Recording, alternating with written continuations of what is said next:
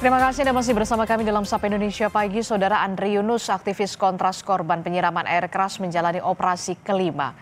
Koordinator Badan Pekerja Kontras Dimas Bagus Arya menjelaskan Andri Yunus sudah memasuki tahap operasi kelima. Fokus pemulihan berada di area wajah, terlebih area mata yang terdampak parah.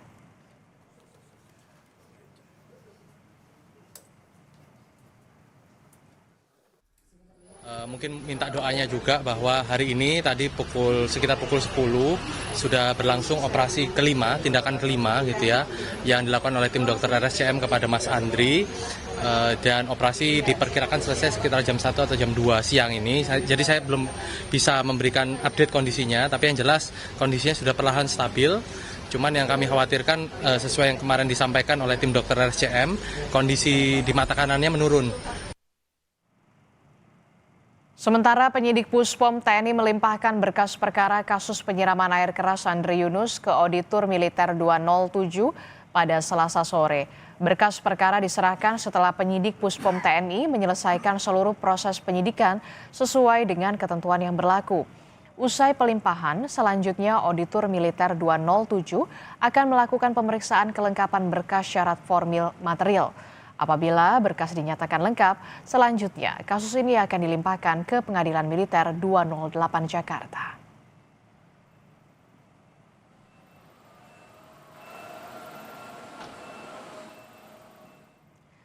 Dan dalam rilisnya, Kapuspen TNI Maijen Aulia Dwi Nasrullah bilang pada hari ini atau kemarin saudara, pada hari Selasa 7 April 2026 telah dilimpahkan berkas perkara para tersangka dan barang bukti tindak pidana penganiayaan saudara AY dari penyidik Puspom TNI kepada Otmil 207 Jakarta.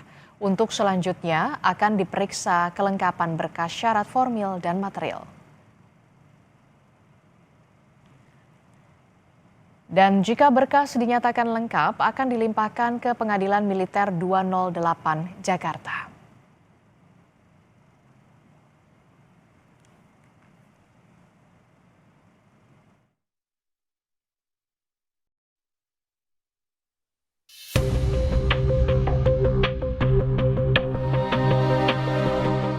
Penegakan hukum kasus penyerangan terhadap aktivis Komisi untuk Orang Hilang dan Korban Tindak Kekerasan atau Kontras, Andri Yunus yang diproses di peradilan militer diprotes masyarakat sipil. Pada acara Kamisan yang digelar di depan Istana Merdeka, masyarakat sipil mendesak dibentuknya tim gabungan pencari fakta (TGPF) dan adili seluruh pelaku di peradilan umum. Proses hukum yang kemudian dilakukan oleh polisi melimpahkan kasus ini kepada TNI merupakan suatu hal yang salah langkah. Salah langkah. Polisi bisa dianggap lepas dari tanggung jawab. Jadi Undang-Undang Dasar 45 menjelaskan secara eksplisit setiap orang, tiap-tiap warga negara bersamaan kedudukannya di hadapan hukum. Kalau Andri adalah orang sipil dan mengalami kejahatan sipil, harusnya pelakunya sama-sama diadili di pengadilan sipil, bukan di pengadilan militer. Yang kedua, TAP MPR nomor 7 tahun 2000 menegaskan bahwa anggota militer yang melakukan pelanggaran hukum militer tunduk pada peradilan militer, tapi tunduk pada peradilan umum kalau melakukan pelanggaran hukum pidana umum. Dua undang-undang ini, Undang-Undang Dasar dan TAP MPR, adalah undang-undang yang lebih tinggi daripada Undang-Undang Peradilan Militer tahun 97. Namun mantan Kepala Badan Intelijen Strategis Kabais Laksamana Muda TNI Purnawirawan Soleman Ponto menilai motif pelaku merupakan balas dendam. BAIS itu adalah satuan yang terpilih anggotanya, terlatih anggotanya, terstruktur pekerjaannya, dan satu lagi senyap. Jadi kalau itu betul-betul dipimpin seorang pati, dilaksanakan oleh seorang kolonel, Andri tidak akan pernah pulang rumah. Artinya ketika pernyataan dari Pak Soleman menyebut bahwa kecil kemungkinan ada keterlibatan perwira menengah ataupun perwira tinggi, artinya tindakan ini tindakan apa? Motif yang paling memungkinkan apa, Pak? Balas dendam. Balas dendam? Ya, itu. Setelah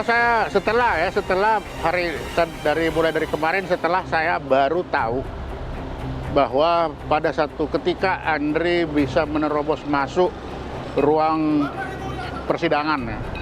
Nah, menerobos masuk persidangan itu kan artinya ada barikade pengamanan yang lolos. Nah, orang-orang PAM ini pasti kena hukum karena ini lolos.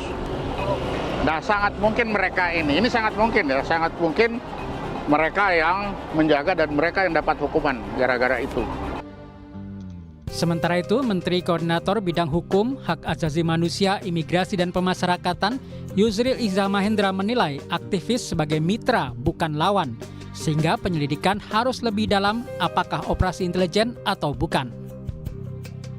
Mereka sama sekali bukan lawan, apalagi musuh bagi pemerintah. Pun mungkin Anda memiliki informasi apakah ini betul merupakan operasi senyap intelijen atau seperti apa? Kita melihat CCTV, orang ini naik motor dari mana, siapa yang dibonceng, itu kan sudah kelihatan. Ini ada satu proses yang sebenarnya terencana. Jadi ini bukan merupakan satu tindakan yang spontan dan tiba-tiba. Ini memang direncanakan secara sistematik. Nah, siapa mereka pelakunya ini? Sudah diketahui tentunya ada 4 orang kata Puspom dari kalangan militer. Tentu penyidikan harus lebih jauh ya. Apakah memang ini adalah satu operasi intelijen, ataukah ini ada perintah untuk melaksanakan ini atau tidak? Atau ini inisiatif mereka sendiri? Atau bisa aja ada orang di luar institusi TNI yang menggunakan para prajurit TNI melakukan kegiatan-kegiatan seperti ini. Motif penyiraman air keras terhadap Andri Yunus hingga saat ini belum terungkap. Pelaku eksekutor telah ditangkap. Proses hukum harus mampu menegakkan keadilan untuk mengembalikan marwah demokrasi dan kebebasan berpendapat.